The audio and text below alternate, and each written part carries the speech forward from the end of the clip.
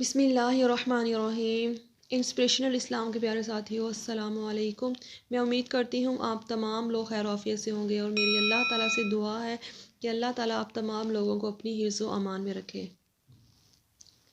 ایک بدو نبی کریم صلی اللہ علیہ وآلہ وسلم کے پاس آیا اور کہنے لگا، اے اللہ کے رسول، مجھے کسی بہترین چیز کی تعلیم دے۔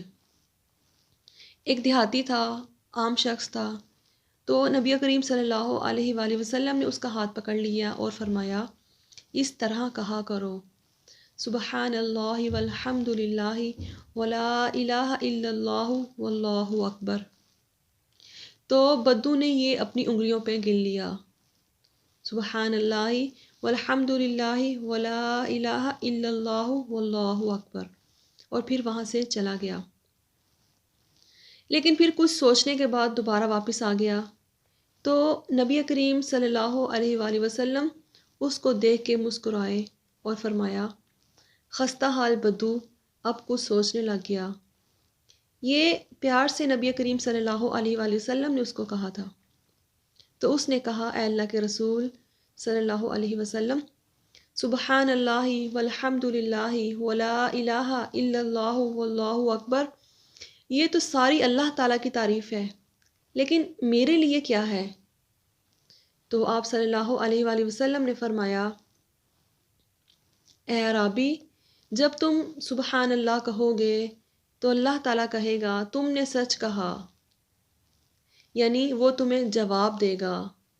اور جب تم الحمدللہ کہو گے تو اللہ تعالیٰ فرمائے گا تم نے سچ کہا۔ اور جب تم لا الہ الا اللہ کہو گے تو اللہ تعالیٰ فرمائے گا تم نے سچ کہا۔ اور جب تم اللہ اکبر کہو گے تو اللہ تعالیٰ فرمائے گا تم نے سچ کہا۔ اور جب تم اللہم اغفر لی کہو گے تو اللہ تعالیٰ فرمائے گا میں نے تمہیں بخش دیا۔ اور جب تم اللہم ارحمنی کہو گے تو اللہ تعالیٰ فرمائے گا میں نے تم پر رحم کر دیا۔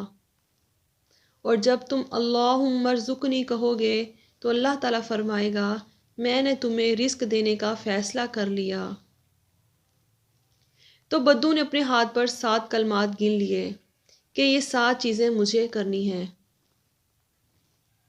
تو یہ چیزیں کچھ بھی مشکل نہیں ہیں، آپ سب لوگوں کو آتی ہوں گی، صرف کم از کم دن میں ایک مرتبہ ہی کہہ لیا کریں یا کسی خاص وقت میں اسے پڑھ لیا کریں۔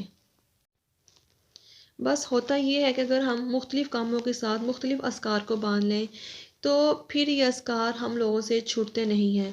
یا آپ لوگ ایسا بھی کر سکتے ہیں، لکھ کے آپ لوگ یہ اذکار کہیں لگا سکتے ہیں یاد دہانی کے لیے۔